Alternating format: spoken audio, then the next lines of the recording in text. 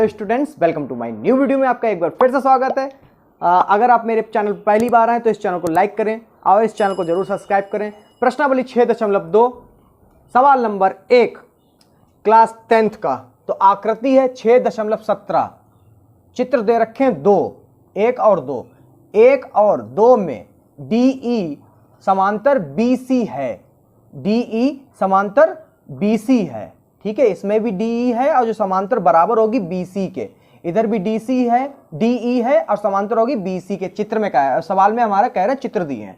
सवाल चित्र नंबर 1 में EC और चित्र नंबर 2 में AD का मान ज्ञात करिए। मतलब ये वाली दूरी हमें निकालनी है और इधर हमारी ये वाली दूरी फाइंड आउट करनी है। तो सबसे पहले हम लिखेंगे कि इसमें दिया क्या है। दिया है या गिवन DE समांतर है BC के, DE समांतर है BC के। तो इसमें जो है आप DE समांतर है BC के, तो इधर वाली लाइन लिखिए AD क्या है, AD बटे BD या DB। ठीक है,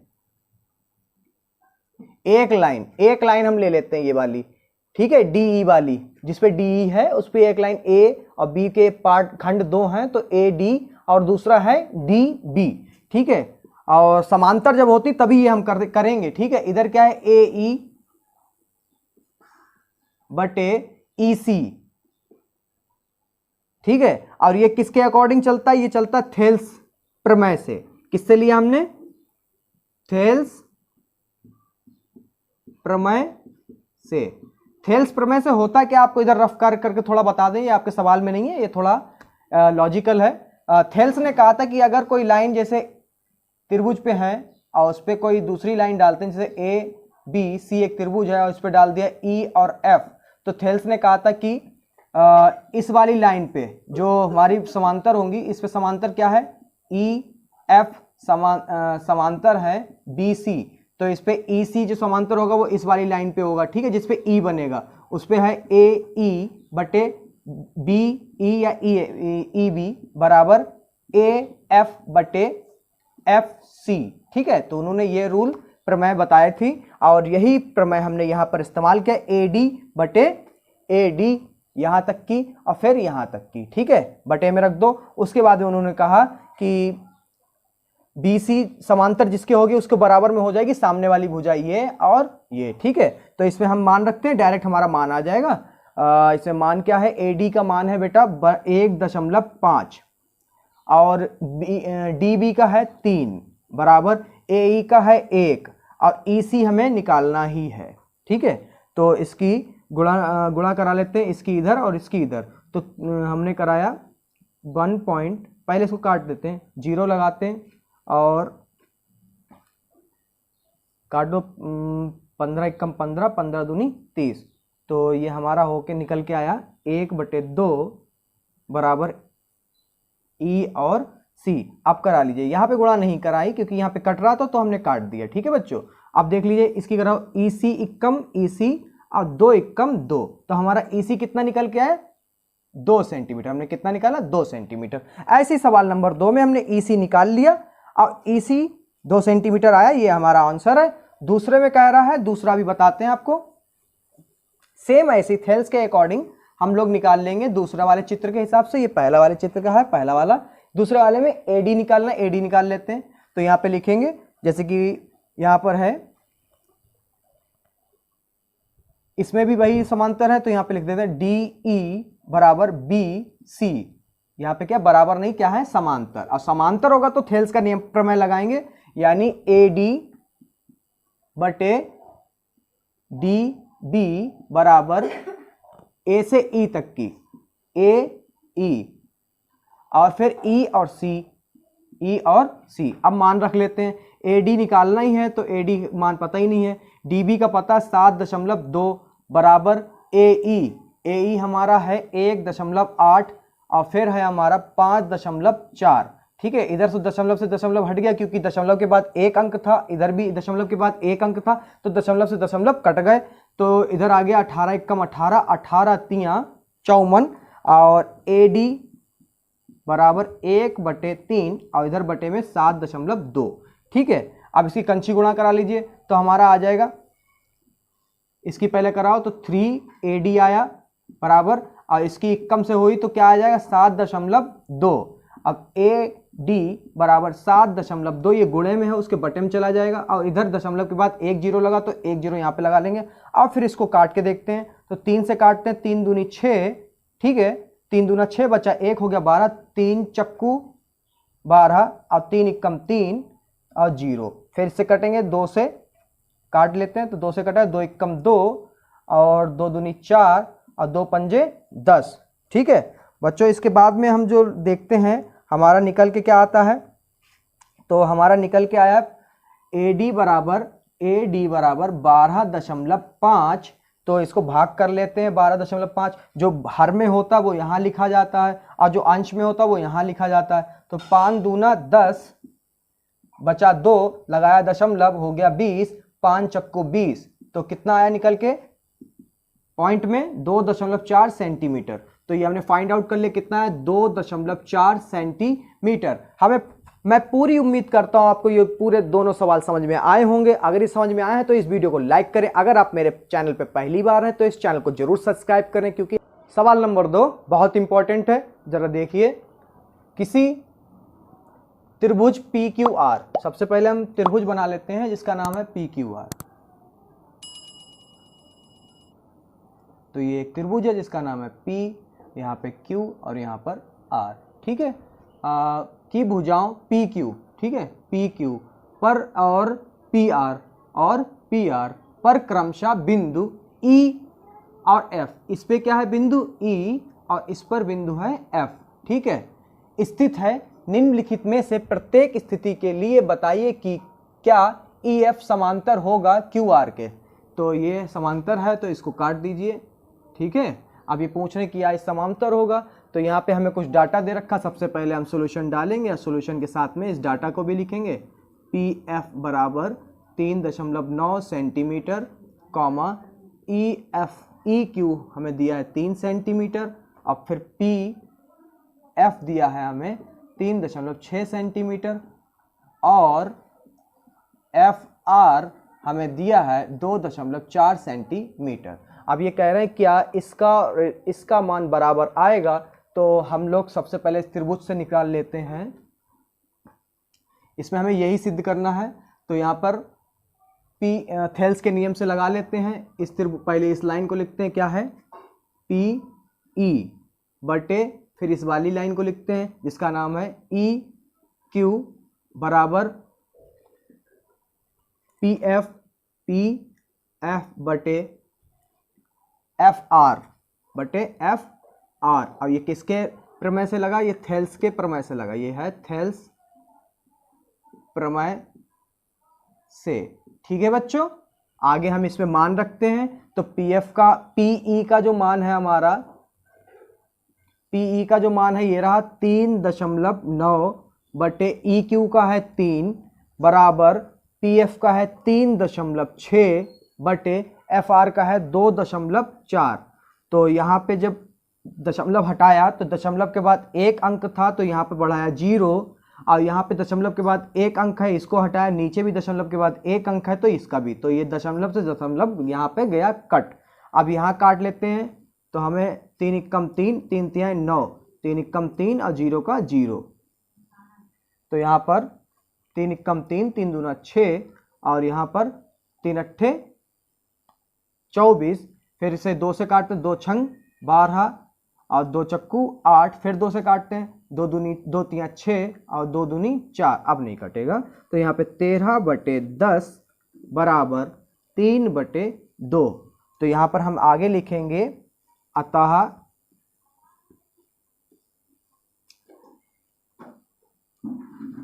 EF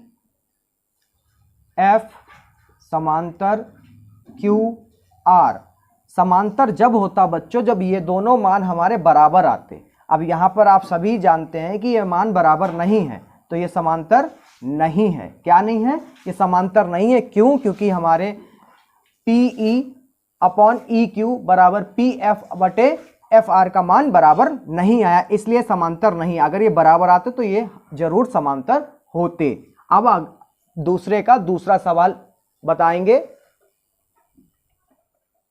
सवाल नंबर 2 में पहली स्थिति जो दी थी उसके हिसाब से ई एफ और समांतर क्यू आर नहीं था। अब ये दूसरी स्थिति उन्होंने दी है और ये कह रहे हैं कि क्या इसमें ई एफ समांतर क्यू आर होगा, क्या इनके मान जो है बराबर आएंगे। तो हम लोग फिर से वो थेल्स के नियम के हिसाब से लिख लेते हैं, प्रमेय के हिसाब से। तो पी ई बटे ई क्यू, ठीक है, एक लाइन पे जो बिंदु हैं उनको लिखा और दूसरी लाइन पे जो बिंदु हैं उनको भी लिखते हैं पी एफ बटे एफ आर, ठीक है। यहाँ पे एफ आर भी लिख सकते हैं और आर एफ भी लिख सकते हैं, इसको लिख सकते हैं अलग अलग। जैसे कि मान लो इसका है एफ आर, तो यहाँ से भी हम लोग जब पढ़ेंगे तो यहाँ पे एफ आर भी लिख सकते हैं और आर एफ भी लिख सकते हैं, ठीक है। दोनों मान बराबर होते हैं तो ये ऐसा कर सकते हैं, ठीक है। तो इस स्थिति के हिसाब से उन्होंने मान बदल दिए हैं और ये कह रहे हैं कि क्या इस स्थिति के हिसाब से ई एफ समांतर क्यू आर होगा। चलिए मान रख के देखते हैं। पी ई जो है 4 है बटे ई क्यू जो है हमारा ई और क्यू, देखिए बदल दिया उन्होंने, घबराना बिल्कुल नहीं है। तो यह मान यही रखेंगे 4.5 बराबर पी एफ उन्होंने सेम रखा 8 और उन्होंने एफ आर कर दिया, एफ आर की जगह पे आर एफ कर दिया। अब घबराइए नहीं, लाइन है, इधर उधर हो सकते हैं बिंदु। तो 9 यहाँ पे लिख सकते हैं बिल्कुल। और यहाँ पे जो दशमलव लगा है, एक दशमलव के बाद एक अंक है तो ऊपर बढ़ाएंगे 1 0, यानी हमारा ऊपर हो गया 40, तो काटते हैं 5 8 40 और 5 9 45, तो 8 बटे 9 बराबर 8 बटे 9। तो यहाँ पे लिखेंगे अतः आप सभी जानते हैं बराबर आया है, तो यहाँ पर ई एफ समांतर होगा क्यू आर के। तो यहाँ पर तो ये आ गया, ठीक है। अब इसकी जो तीसरी स्थिति दी है वो भी अभी बताते हैं आपको, ठीक है बच्चों। वीडियो के साथ बने रहिए, बिना स्किप करे हुए एक एक सवाल को देखिए। अगर ये सवाल समझ में आते हैं तो इस सब वीडियो को लाइक करिए। मेरे चैनल पे अगर पहली बार आए हैं तो इस चैनल को सब्सक्राइब करें और भी अपने सहपाठियों को इस वीडियो को शेयर करें कि वो भी आपके साथ में इस चैनल का लुत्फ उठा सकें। सवाल नंबर 2 का तीसरा सवाल, तीसरी स्थिति में आपको थोड़ा सा उसने कंफ्यूज किया है। तो बच्चों आप जब तक हमें जब तक घबराने की कोई ज़रूरत नहीं है, तो आप लोग इस बस वीडियो को देखिए और समझने की कोशिश करिए कि उसने क्या आपके इसमें छेड़खानी करी है। तो यहाँ पे पी क्यू दे रखा है उसने 1.28, कितना दे रखा है, ये वाली लाइन पूरी दे रखी है आपको 1.28 सेंटीमीटर, ठीक है। और यहाँ पे पी आर दे रखा है, मतलब पी से आर तक टोटल दूरी दे रखी है उसने आपकी 2.56 सेंटीमीटर, ठीक है, जो पी आर तक है। और उसके बाद में उसने पी ई दे रखा है, कितना दे रखा है, पी से ई तक की दूरी दे रखी है 0.18 सेंटीमीटर। और उसके बाद में पी एफ जो है वो भी दे रखा है, कितना है 0.36 सेंटीमीटर, ठीक है। अब यहाँ पर आपको थेल्स के प्रमेय के हिसाब से आपको चाहिए पी ई बटे ई और Q, ठीक है। उसके बाद में बराबर P F बटे F R, ठीक है। तो किस किस के मान आपके पास हैं, इसका मान है P का और PF का भी है, मगर EQ और FR का नहीं है। तो आपको यहाँ पे निकालना पड़ेगा EQ निकालने के लिए आपको PQ में से पूरी दूरी में से PE घटाना पड़ेगा, ठीक है। PE जो है घटाना पड़ेगा और PQ जो है हमें यहाँ पे पता है 1.28 माइनस 0.18, तो आपका आ जाएगा 1.10, ठीक है, 1.10। 28 में से 18 घटाओगे 10 बचेगा, ठीक है।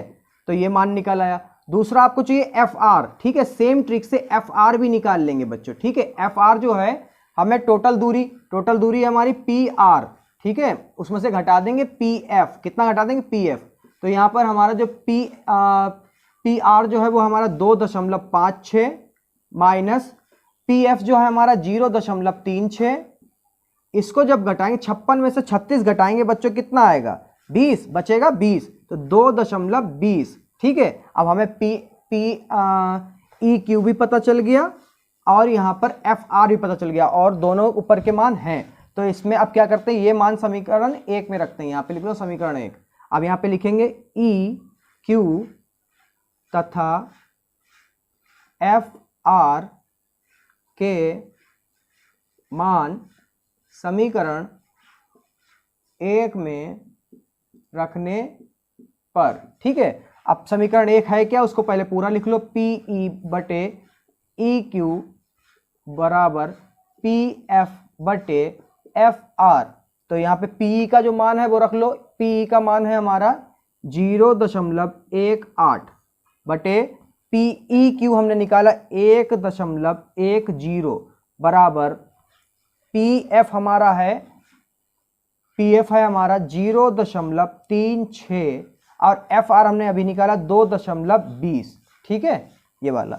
अब इसके दशमलव से दशमलव हटा दीजिए क्योंकि अंक बराबर है दशमलव के बाद में, इधर भी 2 हैं और इधर भी 2 हैं, तो ये 110 हो गया। इसको लिख लेते हैं 18 ऊपर और 110 नीचे बराबर 36 ऊपर और 220 नीचे। अब इसे करते कैसे जरा ध्यान दीजिएगा, बहुत ही इजी ट्रिक होगा।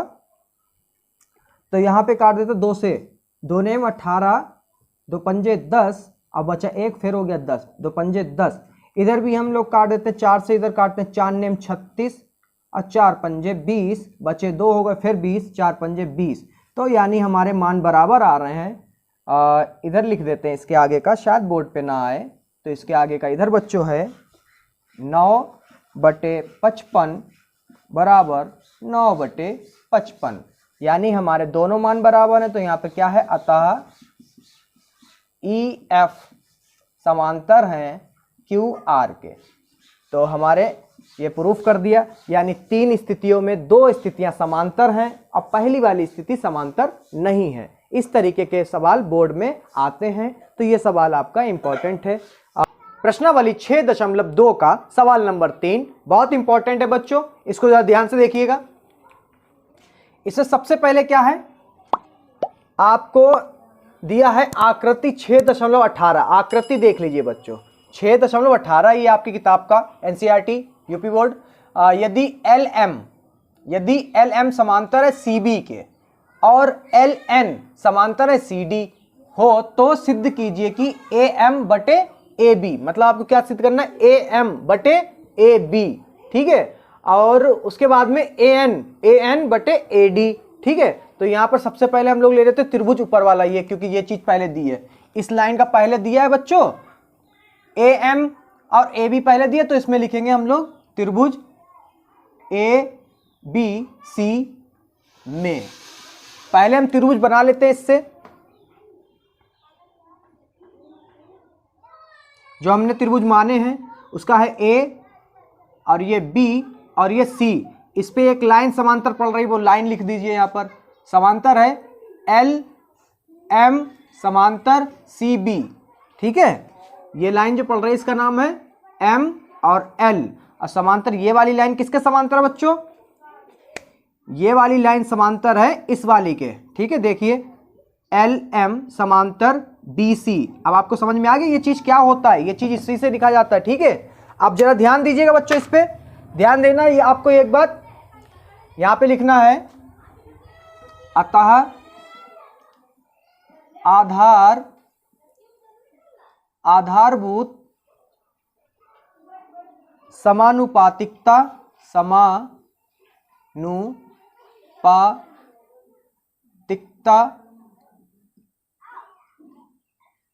प्रमेय से, इस प्रमेय को बेटा थेल्स प्रमेय भी कहते हैं। क्या कहते हैं, थेल्स प्रमेय भी, जो हम लोग लगाएंगे थेल्स प्रमेय 6.1, ठीक है। प्रमेय नंबर क्या है, 6.1 जो हम लोग यूज करेंगे।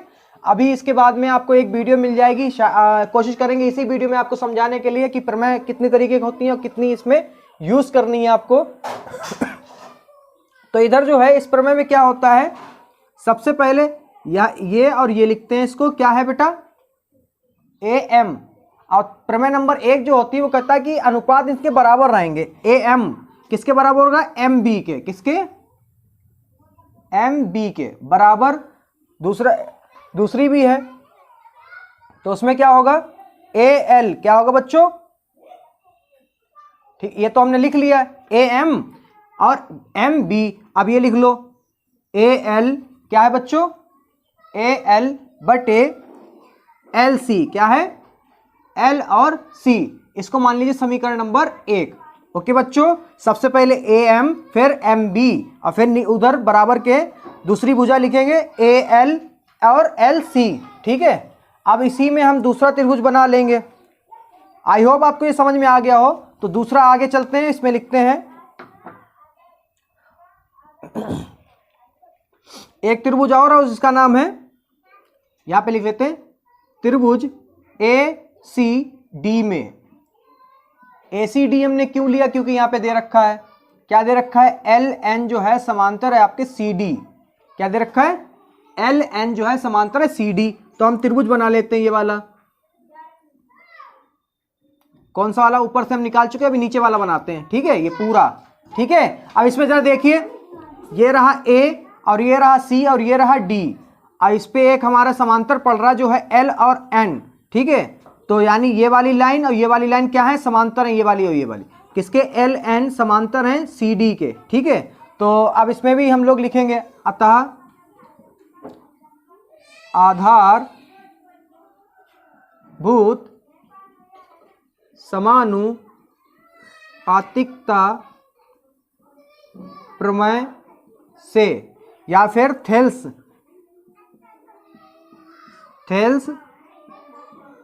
प्रमेय 6.1 से। ठीक है, ये आधारभूत भी लिख सकते हैं, आधारभूतिकता भी लिख सकते हैं। ठीक है, उसके बाद में आप लिख सकते हैं BPT। ठीक है, बेसिक प्रॉपर्टी थ्योरम। उसके बाद में थेल्स प्रमेय भी इसको कहते हैं, और प्रमेय आपके प्रमेय ये पहली है 6 यूनिट में, तो प्रमेय 6.1 भी लिख सकते हैं। अब इसको लिखते बेटा कैसे हैं, सबसे पहले ध्यान दीजिएगा। तो सबसे पहले आप ध्यान देंगे तो इसमें देखेंगे आपको क्या मिलेगा, समीकरण 2 में जो ए एन है, ठीक है, यहां पे लिखेंगे ए एन किसके है बराबर, बटे में समानुपात क्या है, एन डी, क्या है, एन और डी बराबर में। अब यानी ये वाली लाइन देखेंगे, इसमें ए एल बटे एल सी, क्या है बच्चों, एल सी, इसको मानेंगे समीकरण 2। अब यहां पे लिखेंगे समीकरण 1 और समीकरण 2 से। क्या लिखते हैं बेटा, समीकरण 1 और 2 से हमें अभी प्राप्त नहीं हो रही है, तो हम क्या करते हैं, इसमें समीकरण 1 व 2 से। ठीक है बच्चों, तो यहाँ पे समीकरण 1 और 2 से जो हमारे कॉमन है उसको हम छोड़ देते हैं। ठीक है, तो कॉमन क्या क्या, ये और ये एक जैसा है, ये वाला पार्ट और ये वाला पार्ट एक जैसा है, तो इसको हम लोग नहीं लिखेंगे। ठीक है, अब जो समीकरण 2 पहले हम लिख लेते, समीकरण 1 से हम लोग क्या लिखेंगे, ए एम और एम बी बराबर ए एन बटे एन डी। ठीक है, इसको पलट लेते हैं, यहां पे लिखेंगे व्युत्क्रमानुपाती लेने पर, व्युत्क्रमानुपाती लेने पर या करने पर। ठीक है, तो इनको पलट लीजिए, ये ऊपर हो जाएगा, ये वाला नीचे हो जाएगा, ये ऊपर और ये नीचे, मतलब हर और अंश आपस में बदल लेते हैं। अंश जो हर जो था वो अंश हो जाएगा, और हर जो अंश जो था वो हर हो जाएगा, बराबर सेम इधर रहेगा, एन डी ऊपर और ए एन नीचे। अब इसके बाद में जो है हम लोग दोनों तरफ एक जोड़ देंगे, यहां पे लिखेंगे दोनों तरफ एक जोड़ने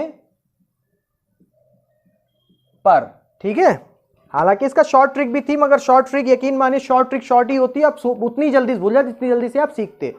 तो इसको सीखने के लिए आपको पूरे वीडियो के साथ बना रहना है, और एक एक बात को ध्यान से सुनना है और उसको देखना भी है। ठीक है, ये नहीं कि आप देखते ही जा रहे हैं, समझ में कुछ नहीं आ रहा फिर भी देखते जा रहे हैं। बच्चों बहुत ध्यान से मेरी बात को भी सुनिए और मेरे लगाने के तरीके को भी देखिए, और फिर आप लोग पेन और कॉपी लेके अपने आप करने की कोशिश कीजिए। अगर आप चाहें तो इसके स्क्रीनशॉट भी ले सकते हैं, आपको जब भूल जाओ तो वीडियो प्ले करने की जरूरत नहीं रहेगी, स्क्रीनशॉट ले लेना बच्चों, और फिर उसको जहां पे भूल जाएं वहीं पे देख लेना। तो इसके एक तरफ जोड़ना, तो पहला बच क्या है, एम बी बटे ए एम प्लस 1 बराबर एन डी बटे ए एन, और जोड़ना है कितना, 1। ठीक है, तो इधर गुणा करा दो, M B plus A M बन जा ए एम, कंची गुणा हो गई, बटे में ए एम का ए एम ही रहा, बराबर N D plus A N बटे ए एन। ठीक है, बच्चों तो ये वाली भुजा आपको समझ, ये लाइनें आपको समझा दे एम बी और ये है क्या, देखिए एम बी ये है और ए बी भी यही, ए एम भी यही है। तो मान लीजिए एक लाइन है, मान के लीजिए यही वाली लाइन के बारे में बात हो रही है, तो इसको लिखिए ए, ये हो गया एम और ये हो गया बी, ठीक है बच्चों। अब ये इसको जोड़ना है, क्या है, A M plus B M, ठीक, चाहे इधर लिख लो चाहे उधर लिख लो, बात एक ही है। अब जब आप इसको जोड़ेंगे तो क्या हुआ, ये बिंदु जो है हट जाएगा, क्या हो जाएगा, ए बी, ठीक है, जोड़ने पे पूरी रेखा हमें मिल जाती। तो हम यहाँ पे क्या लिखेंगे, ए बी बटे ए एम, ठीक है, बराबर सेम ये वाली लाइन कह रहे, कौन सी कह रहा, ये वाली देख लीजिए वही है लाइन लिखी हुई, तो सेम यहाँ पे भी वही होगा, ए बीच में एन और फिर डी, जब इसको जोड़ेंगे A N plus A N D करेंगे, एन डी बराबर क्या हो जाएगा, ए और डी। तो यानी हम इसकी जगह पे क्या लिख सकते हैं, ए डी, क्या लिख सकते हैं बच्चों, ए डी बटे ए एन। देखिए अब हमें कुछ मिल गया, कुछ क्या पूरा मिल गया, मिलता जुलता, बस अगर ये हर जो है अंश हो जाए, अंश जो है हर हो जाए तो हमारा सही हो जाए। तो फिर यहां पे हम क्या करेंगे, व्युत्क्रमानुपाती करने पर, व्युत्क्रमानुपाती लेने पर इसको पलट लीजिए, तो ये ऊपर जाएगा क्या हो जाएगा, एम हो जाएगा, और ए बी नीचे आएगा तो क्या हो जाएगा, ए बी, नीचे ले आइए, सेम इधर भी वही करिए, ये ऊपर और ये नीचे, तो ए एन बटे ए डी, आपका ये हो गया प्रूव्ड, ठीक है बच्चों। अगर मेरी वीडियो समझ में आई है तो इस वीडियो को लाइक करें, मेरे चैनल को जरूर सब्सक्राइब करें और भी ऐसी ट्रिक समझने के लिए, ठीक है। 1 बाय 1 करके समझाए बच्चों, अगर आपको ना समझ में आ रहा तो इसका स्क्रीनशॉट ले सकते हैं, वीडियो को समझिए, मेरी बात को ध्यान सुनिए, यकीन मानिए बिना देखे भी लगा लेंगे इसी तरीके के, अगर और भी सवाल आपको मिलते हैं तो बच्चों सवाल नंबर 4, सवाल नंबर 4 क्या है इस प्रश्नावली का, जरा देखिए, आकृति 6.19, ये कौन सी आकृति है आपके बुक में, 6.19, ठीक है, में डीई समांतर जो है एसी है, डीई कौन सा, डीई समांतर है एसी के, कौन से, एसी के, ठीक है, समांतर है, और डीई, जब पहले इसी को सॉल्व कर लेते हैं बच्चों, तो सबसे पहले इसको जब सॉल्व करेंगे तो इसको क्या लिख सकते हैं हम लोग, चलिए बताइए जब तक हम ये सही कर दें, या दिमाग लगाइए बच्चों। तो इसमें हम लिख सकते हैं समकोण त्रिभुज ए बी सी, क्या लिखेंगे, A B C, A B C लिखेंगे, क्या लिखें, तो यहां पे लिख लेते हैं त्रिभुज, समकोण नहीं लिखेंगे, त्रिभुज ए बी सी में हम क्या देखते हैं कि डीई जो है समांतर है ए सी, क्यों, आइए त्रिभुज ए बी सी बना के देख लेते हैं। एक त्रिभुज है ए बी सी, देखिए यही वाला है, उस पर जो समांतर रेखा पड़ रही है जिसका नाम है डीई, कौन सी, डीई, ये वाली, क्या नाम है इसका, डी और ई, ठीक है बच्चों। उसके बाद में क्या करते हैं, ये वाली रेखा किसके समांतर है, इसके, ठीक है, यही कह रहा क्वेश्चन, तो इसमें कौन सी प्रमेय लगाएंगे, अतः आधार भौतिक समानुपातिकता प्रमेय से, ठीक है बच्चों।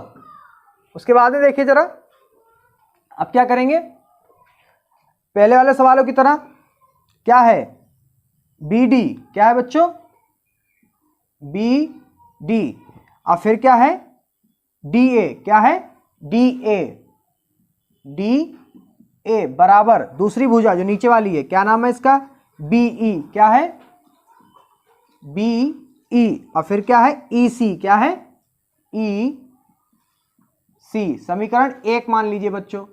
अब क्या करते हैं, दूसरा त्रिभुज देख लेते हैं जिसपे कौन सी समांतर है, ये वाली, तो इसको जरा साफ कर देते हैं। अब एक त्रिभुज बनाएंगे जिसका नाम है A B E, A B समांतर नहीं है, समकोण नहीं है, तो ये हल्की सी टेढ़ी लाइन है उस पर, ये त्रिभुज है ए ई और बी, उस पर एक रेखा पड़ रही डी एफ, कौन सी पड़ रही, डी एफ, तो ये है डी और ये है एफ, ठीक है। तो इसमें जो है ये वाली रेखा किसके बराबर बता रहे, डी एफ जो रेखा है, ये वाली रेखा इसके समांतर बता रहे हैं, तो यहाँ पे लिखेंगे सबसे पहले त्रिभुज, कौन से त्रिभुज में समांतर है, तो यहाँ पे लिखेंगे, उसको बताएंगे त्रिभुज ए बी ई में, ठीक है। कौन समांतर? ये वाली, ये लिख लीजिए, डी एफ समांतर ए ई, ठीक है। और फिर वैसे पकड़िए, बी डी बटे फिर क्या हो जाएगा, डी ए, फिर क्या हो जाएगा, डी ए बराबर नीचे वाली लाइन बी एफ बटे एफ ई, क्या हो जाएगा, एफ ई। इसको मान लीजिए समीकरण नंबर 2। अब यहां पे लिखेंगे समीकरण 1 व समीकरण 2 से, समीकरण 1 व 2 से, ठीक है बच्चों। अब देखिए, जो एक जैसे हैं उनको नहीं लिखेंगे, ठीक है। तो ये नहीं लिखेंगे और ये नहीं लिखेंगे, ये नहीं लिखेंगे नहीं क्योंकि एक जैसे हैं, ठीक है। तो इसमें बी ई क्या है, समीकरण 1 वाले में पहला लिखना है, बी ई बटे ई सी बराबर बी एफ बटे एफ ई।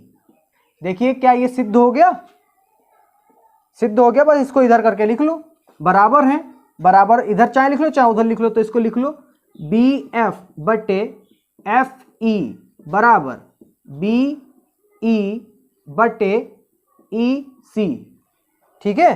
तो ये आपका प्रूफ्ड हो गया। अगर ये वीडियो समझ में आ रही है तो इसको लाइक कर दीजिए बच्चों, बाद में आप लोग भूल जाते हैं, ठीक है। और ऐसी ही और वीडियो चाहिए आपको तो इस चैनल को सब्सक्राइब जरूर करें बच्चों। सवाल नंबर 5, सवाल नंबर 5 क्या है, आइए देखते हैं बेटा। आकृति 6.20 में DE समांतर है OQ के। अब DE कहाँ है भाई, DE ये है और OQ क्या है, ये, मतलब त्रिभुज बनेगा ऐसे करके, ठीक है। अब त्रिभुज हमें कौन सा चाहिए,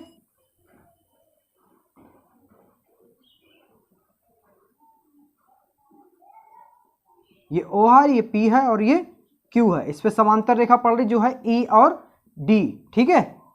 तो इसमें सवाल में भी आपके यही कह रहा है कि ED समांतर है OQ के, ठीक है। तो ये वाली ED जो रेखा है वो समांतर है, देखिए इसी चित्र में मिल रही है, ठीक है। अब इसी के हिसाब से लगाएंगे। त्रिभुज क्या है बेटा, POQ में, ठीक है। अब हम लोग जो है यहाँ पे ये समांतर वाली लाइन लिखते हैं, क्या है, समांतर वाली लाइन है DE समांतर OQ, ठीक है। तो यहाँ पे लिखेंगे अतः आधार भौतिक समानुपातिकता प्रमेय से, ठीक है। इस प्रमेय से फिर लिखते हैं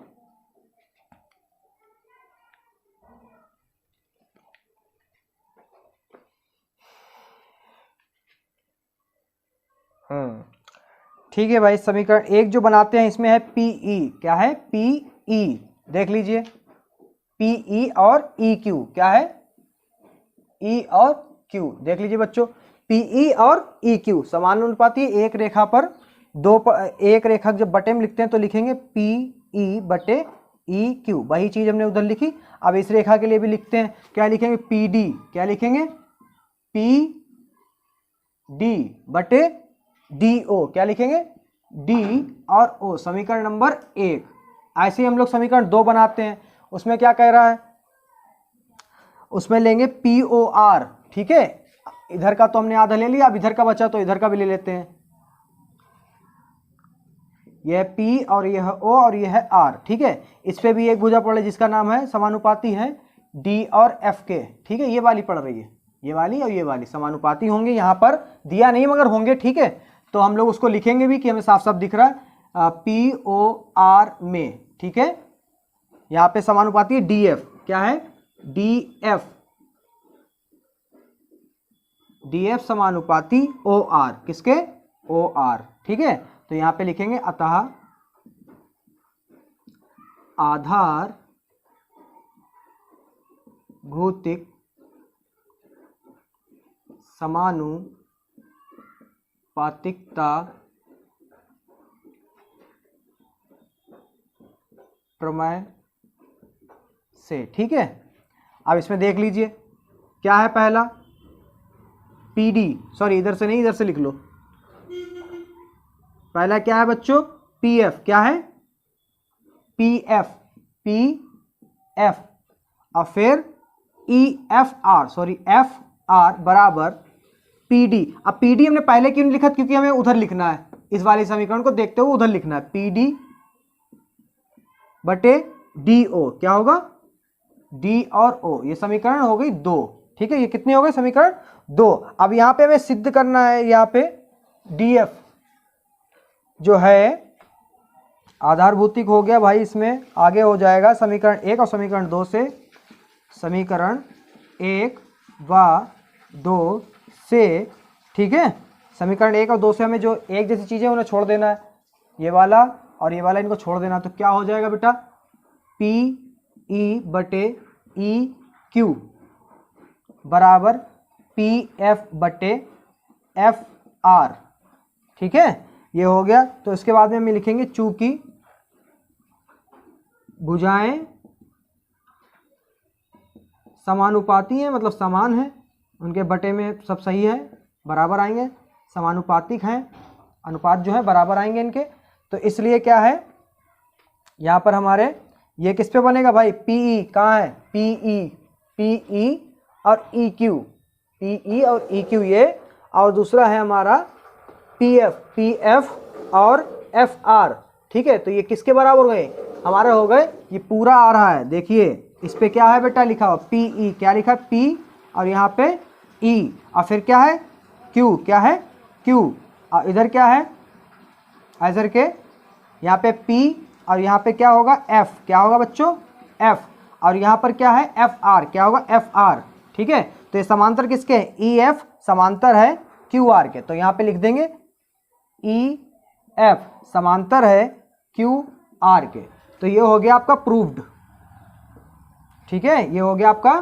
प्रूव्ड। अगर वीडियो पसंद आई है तो इस वीडियो को लाइक करें, मेरे चैनल को जरूर सब्सक्राइब करिए, ऐसी एक एक चीज एक्सप्लेन करके हम आपको समझाते हैं। बच्चों इस वीडियो को अपने दोस्तों का शेयर जरूर करिए कि उनको भी ये तरीका समझ में आए, ठीक है, और अपने सभी दोस्तों को शेयर करने के बाद